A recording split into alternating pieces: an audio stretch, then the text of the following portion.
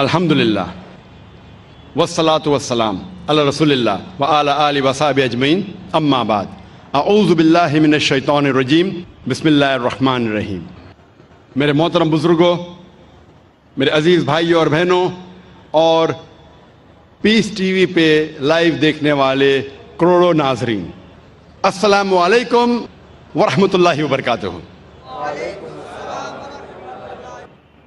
نماز پڑھنے کے جو اہم رکن ہیں وہ قرآن مجید کا ذکر آتا ہے اور باقی کا ذکر آتا ہے حدیث میں، لیکن قرآن کے ذریعے ہمیں پتہ لگتا ہے کہ قرآن مجید میں اللہ سبحانہ وتعالیٰ فرماتے ہیں سورہ بقرہ میں سورہ نمبر 2 آیت نمبر 144 144، اللہ فرماتے ہیں کہ جب بھی آپ نماز کے لیے کھڑے ہوتے ہیں، صلاح کے لیے کھڑے ہوتے ہیں، اپنا رخ مسجد حرام کی طرف کرو۔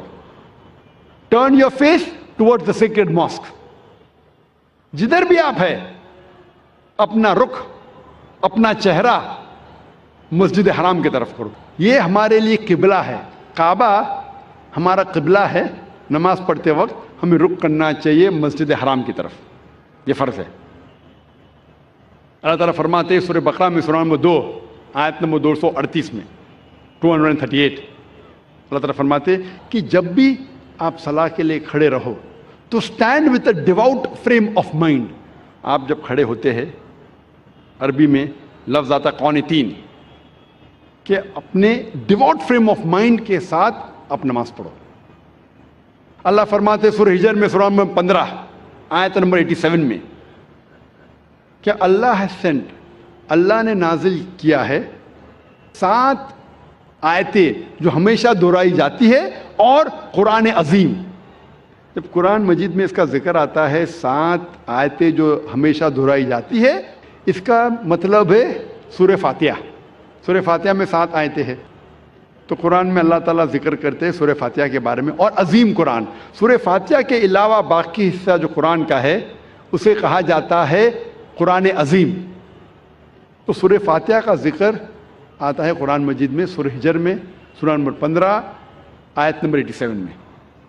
اور اللہ تعالیٰ قرآن مجید میں کہتے ہیں کہ صلاح میں آپ کو رکوع کرنا ضروری ہے، اور رکوع لفظ قرآن مجید میں کم سے کم 13 بار آیا ہے، اور صلاح کا اہم رکن جو ہے وہ سجدہ ہے۔ اپنے ماتھے کو زمین پہ ٹیکنا کہتے ہیں سجدہ، اور سجدہ کا لفظ قرآن مجید میں 92 ٹائمز آیا ہے، قرآن مجید 92 ٹائمز۔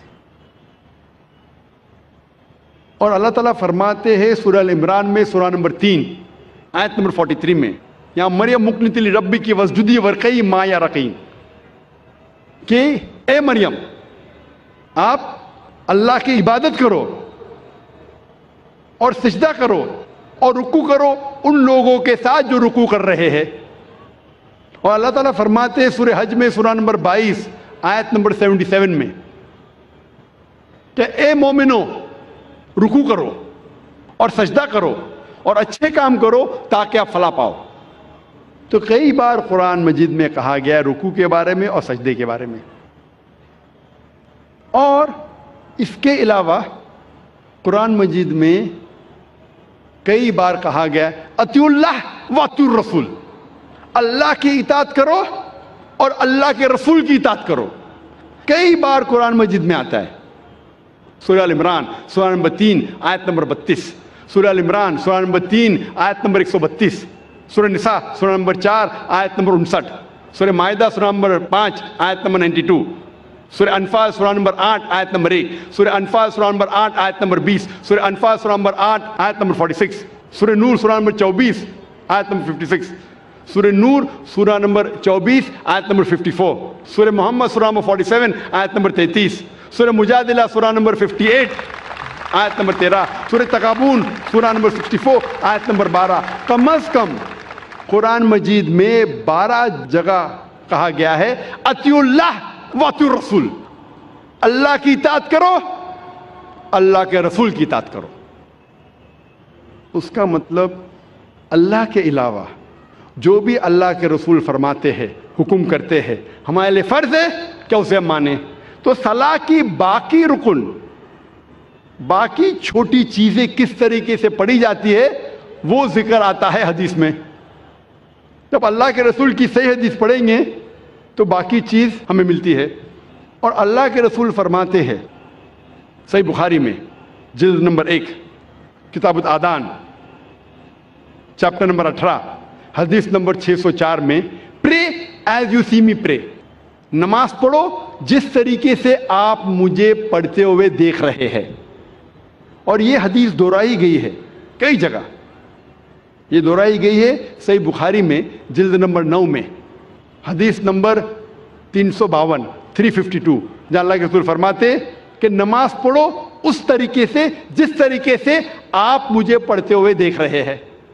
تو باقی چیز نماز کے بارے میں ہمیں ملتی ہے اللہ کے رسول کی صحیح حدیثوں میں۔ اللہ فرماتے ہیں سورہ داریات میں سورہ نمبر 51 چیپٹر 51 ورس نمبر 56 ورس 56، وما خلقت الجن والانس الا لیعبدون۔ اللہ سبحانہ و تعالیٰ نے جن اور انسان کو اسی لیے بنایا ہے تاکہ وہ اللہ کی عبادت کرے۔ اللہ نے جن اور انسان کو صرف اور صرف اسی لیے بنایا تاکہ وہ اللہ کی عبادت کرے۔ یہ لفظ عبادت آتا ہے عربی لفظ عبد سے، جس کے معنی ہے بندہ، بندگی، اور سارے انسان اللہ کے بندے ہیں۔ ہمیں فرض ہے کہ ہم ہمارے خالق، ہمارے رب اللہ سبحانہ و تعالیٰ کی عبادت کریں۔ کئی مسلمانوں کو غلط فہمی ہے کہ صلاح ہی صرف اللہ کی عبادت ہے۔ صلاح اللہ کی ایک اہم عبادت ہے، سب سے بہترین، لیکن صرف صلاح عبادت نہیں۔ عبادت کے معنی عبد، بندگی، اللہ کا کہنا ماننا۔ جب ہم اللہ کا حکم مانتے ہیں تو ہم اللہ کی عبادت کر رہے ہیں۔ اللہ جس چیز سے ہمیں روکتا ہے ہم اس سے پرہیز کرتے ہیں، ہم اللہ کی عبادت کر رہے ہیں۔ لیکن سب سے بہترین عبادت ہے صلاح۔ اور جو انسان صلاح نہیں پڑھتا ہے، صلاح نہیں پڑھنے کے کئی نقصانات ہیں۔ جو انسان صلاح نہیں پڑھتا اس کا ایمان کمزور ہوتا ہے، ہو سکتا ہے کہ وہ اپنا ایمان بھی گوائے۔ انسان سوچنے لگتا ہے کہ میرے پاس پیسہ ہے، میرے پاس دولت ہے، عیش ہے، آرام ہے، اللہ سے دور جاتا ہے۔ صلاح نہیں پڑھتا ہے اور دور جاتا ہے۔ صلاح نہیں پڑھنے سے آپ کی زندگی میں ڈسپلن نہیں آتا ہے۔ ہو سکتا ہے کوئی شخص مجھ سے پوچھے گا، میں کئی لوگ کو جانتا ہوں جو صلاح نہیں پڑھتے لیکن ایک دم پابند ہے، اپوائنٹمنٹ کے پابند ہے، ڈسپلن ہے۔ میں جانتا ہوں کئی مسلمان جو صلاح نہیں پڑھتے لیکن ڈسپلن ہے، کئی غیر مسلمان ہیں جو صلاح نہیں پڑھتے لیکن ایک دم ڈسپلنڈ ہے، اپوائنٹمنٹ دیں گے برابر اس وقت پہ موجود رہیں گے۔ یہ ڈسپلن کا ذکر ہی نہیں کر رہا ہوں، میں اعلیٰ درجے کی ڈسپلن کی بات کر رہا ہوں، یہ تو نیچے درجے کا ڈسپلن ہے۔